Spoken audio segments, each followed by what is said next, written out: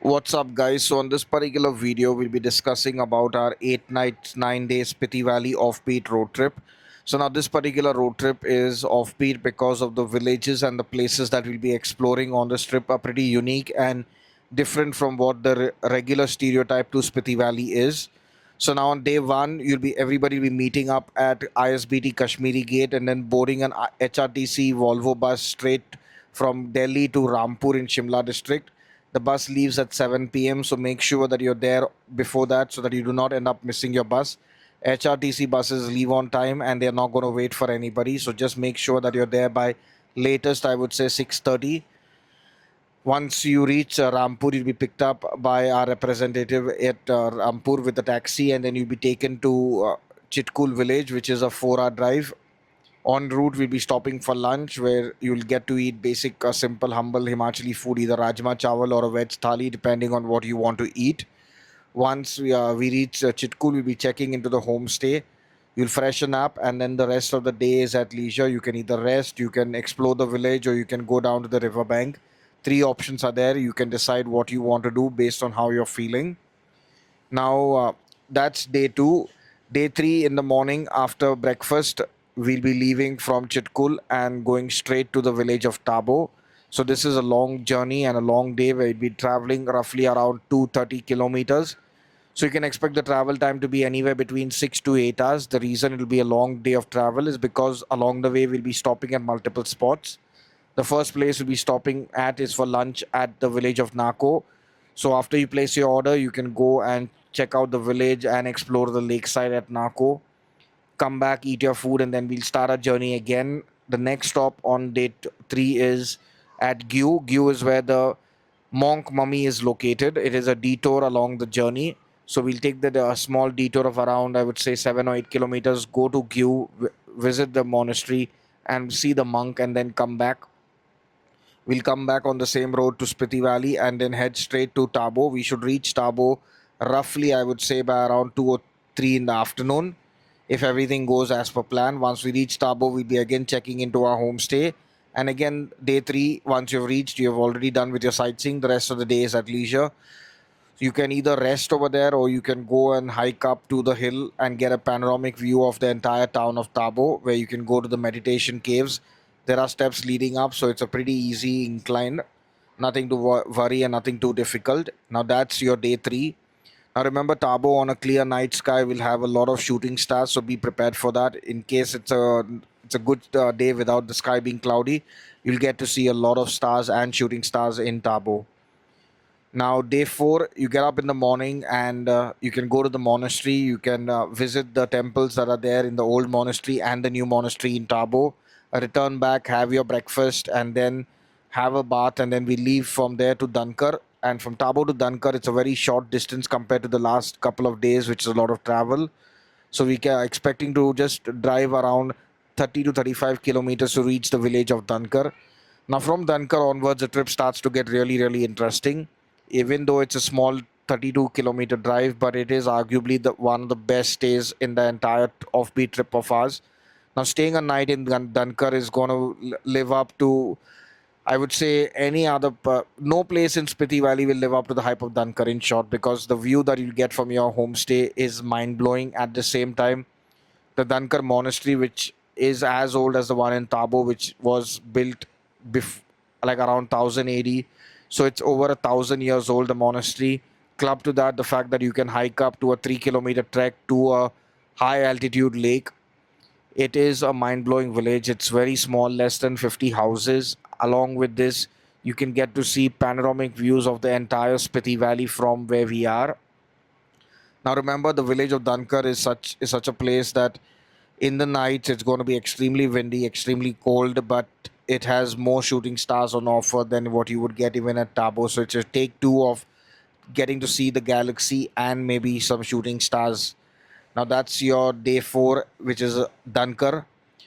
Day 5, after breakfast, we will be driving from Dankar to the village of Demul. Now, Demul is a village which not many must have heard of, but Demul is the cultural capital of Spiti Valley. It's a place which has absolutely no network, and they have a. It's a village where you cannot pick your homestay. You go to the village, and the village coordinator will come to greet you, who's also a villager, and then he will divide the entire group in batches of two, and two per family will be allocated. So each one will be staying with different families over that night. The reason for this is because they practice a method of sustainable tourism where everybody gets an opportunity to grow together. So the entire village grows together. You do not pay the villagers, you pay for your food and everything to the coordinator, who will collect all the money at the end of the day. Now, Demul experience is very raw, rugged, and basic. It is what Spiti Valley was before the entire valley got commercialized. Do not expect any form of luxury other than a bed and I would say an RO water purifier. The food is homegrown. You'll get a very simple, homely meal. You can even cook with the villagers. You can stay with them. You'll have their kids who will come and play with you. So it's a wholesome experience.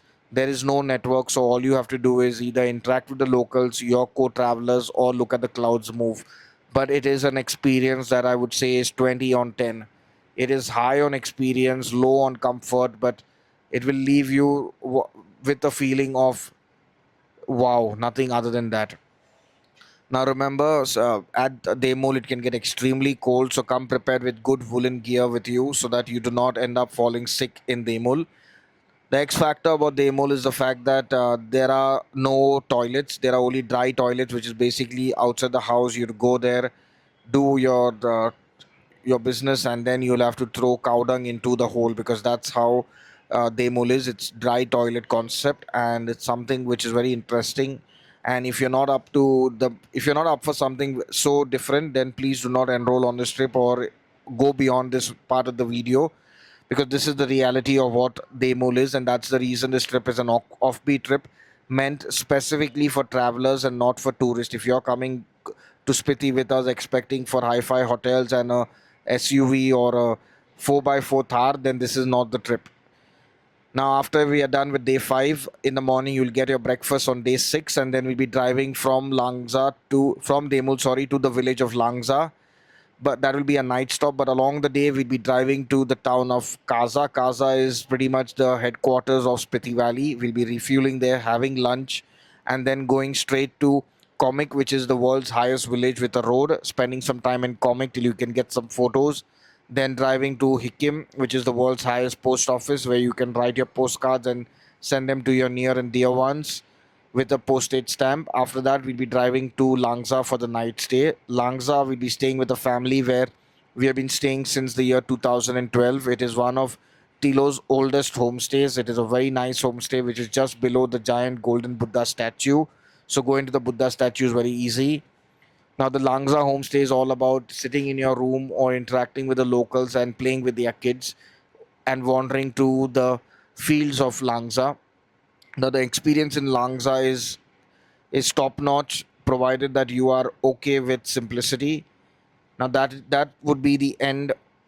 You'd feel like this is the end of what civilization is, because Langza is at an altitude of 10,400 feet above 11, I would say 14,400 feet above sea level. So it's really, really high. And at the same time, it's extremely cold and windy. Day 7 is when we'll be driving from Langza after breakfast straight to Chandatal Lake. We'll be staying at Chandatal in the camps, and it's going to be pretty windy and cold in Chandatal. Remember that getting to Chandatal itself is a task because there's no real road over there. Now, once you've reached Chandatal from Langsa, it will take us around 115 kilometers, so around 5 to 6 hours. Before we go to Chandatal, we'll be visiting Key Monastery and Kibar Chicham Bridge, and then going straight out there. To reach Chandatal Lake, the cars will stop at the parking lot. From there, you'll have to walk 1 kilometer because there is no road to reach Chandatal Lake. You have to go there by foot, so be prepared to walk. You reach that lake, you'll get to click your photos, make your videos, and then we'll return back by sunset. Reach the camp and stay in the campsite, which will provide you with basic sleeping bags and I would say a mattress and a foam bed to sleep on. It's going to be a cold, brutal, windy night, and that will be the end of your day 7, where you'll get dinner. In the morning, after breakfast, you will leave on day 8 straight for Manali, and it's not going to be a difficult ride to Manali because of Atal Tunnel. So we'll expect to reach back to, I would say, Manali by latest 4 p.m. on day 8, so you can board your bus back to Delhi by 6 or 7 p.m. in the evening, so that on day 8 9 sorry on day 9 in the morning you'll reach back to Manali by latest 6 or 7 in the morning. And this is your entire trip to Spiti Valley the offbeat trip to Spiti Valley in 8 nights 9 days, which is an ideal trip for anyone and everyone who wants an offbeat experience, who doesn't want the usual norm, which is just going and staying in Casa and exploring the places around.